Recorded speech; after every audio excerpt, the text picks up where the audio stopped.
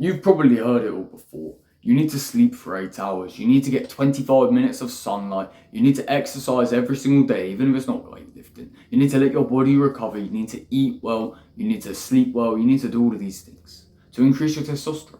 You've probably heard a lot of it before. And that's why today I'd like to give you 3 genuinely interesting and unique ways you probably have never heard of before to go out there and increase your testosterone so you become more powerful, more strong, and feel better, because you're already doing the basics. And now it's time to learn the advanced strategies and fundamentals of testosterone. So let's just get straight into this video, right? By telling you, number 1, the first thing I suggest you do is have cooler showers. And I don't mean cold shower, cold shower, cold shower. That doesn't actually increase your testosterone, believe it or not. But hot showers decrease your testosterone. If you're having a shower above the temperature of 38 degrees Celsius, for certain, your testosterone will decrease. Why? This sounds so weird. Let me go a little bit into the science. I apologise, I just need to say how it is. Your balls are getting cooked in the shower. Literally, like when you sous vide steak, they're just getting cooked by the water. If it's too hot, it begins to cook your balls, and that begins to damage your sperm. And damaged sperm, not in the long run, thankfully, right? But in the short term, in the now, it will decrease your testosterone because your spermatogenesis, and testosterone, very closely related. Because testosterone, right? Your sperm, your power, is created in the testes. That's why it's called test, right? Test equals testosterone. Does it make sense now? Your testosterone gets created down there, and when that's being basically deep fried, thankfully not in oil, your balls are getting cooked, and your testosterone is getting cooked as well. Your production of testosterone will be decreased, and your quality of that sperm will also be greatly decreased. Spermatogenesis will be lower. That's why you should not shower at hotter temperatures than 38 Celsius. If you want to be safe, I'd suggest 35 Celsius as your maximum, because otherwise it begins to have the negative effects, right? And if you want to be more than certain, I wouldn't go above 30. And the way you can find this out is if you have a digital one that tells you beep beep beep 30, or beep beep, you know what I'm saying, 35. You can do that. Or if you have a twisty knob thing on your shower, what you can do is, if you have a thermometer as well, put your thermometer or your thermometer gun on the water, see how much temperature that says, and as it gets to 32 or 30, you can draw a line on your shower, and then you know whenever the thing lines up, that is 32 and you're safe.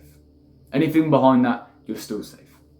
And as for the temperature gauge, if it's slightly more awkward to balance and manage your temperature gauge, you just have to go for a cooler shower, one that's not warm, one that's not inviting. But in the pursuit of testosterone, I believe solely it's 100% worth it. The second piece of advice I'd like to give you is something you're probably going to disagree with. You're probably going to be upset about, but I personally do not care. You want to learn to increase your testosterone abnormally.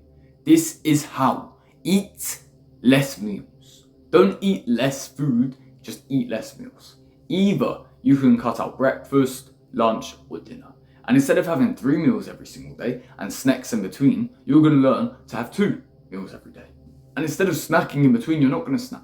You're going to save it up for 1 or 2 decently, relatively sized meals. Instead of eating 10 different meals because you're out a packet of crisps now, and then in 20 minutes you're going to go get some prawn cocktail sausages, and you're going to go eat all of this crappy crap food that just continues to build up on you. Look, you have a finite amount of energy every single day. And in my humble opinion, energy and testosterone are really closely related. So when you're using your energy to digest food constantly, you're not going to have any testosterone because it's all going here instead. You're always digesting, and therefore the energy you need to have that testosterone as usable and powerfully, it's going into your belly, it's going into this, and it's just making you feel sluggish all day and tired all day. You know how I talked about tired the other day? I'll link it as the first link in the description. How you're tired and that comes from a decrease in lack of testosterone. This can be the same shit. If you eat too much food, especially starch, you just feel tired because you're digesting it so much. Testosterone takes a dip, takes a hit. If you're digesting all of the time because you're having a snack and a chocolate bar and blah, blah, blah, blah, of course you're going to be low test. Of course you will. That's why my personal advice, like I said, is 2 meals a day. You can choose whether you do a light breakfast and a dense dinner, or 2 regular meals, lunch and dinner, or you can even do a moderate breakfast, but I wouldn't suggest you go too heavy on carbs in the morning. I know a lot of people say do, but I don't personally think about it. I don't think it's good. Like I said, the best breakfast, I'll link that one as the second link in the description. The best breakfast, of course, in my humble opinion, and you can build up on that with like fruits and what's not. If you want breakfast, if you really, really want breakfast, you can't go without it. And then just eat dinner. You do not need 3 meals a day, even though people say it, and even though people disagree. You do not need that. So stop eating 3 meals a day. It's slowing you down, trust me. I told you these methods would be unique, brother. Do you not believe me? Did you not believe me and now you do? Maybe you can believe me on this third and final one then. This is scientifically proven. And if you don't listen to this, your testosterone is getting instantaneously decreased. Stop cooking with non-stick pans. That's right, non-stick pans. The ones that are really convenient. Guess what? On the base of them, there is forever chemicals. Forever chemicals are chemicals that are designed specifically in labs to last. And you notice something about your non-stick pans? After a year or two, they start sticking. The food starts sticking and the non-stick effect starts wearing off.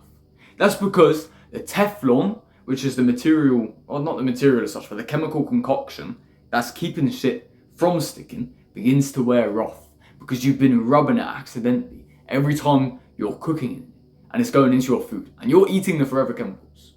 Now, I don't think it takes a genius to understand that eating chemicals that are supposed to last forever and designed to make stuff not stick is bad for your testosterone.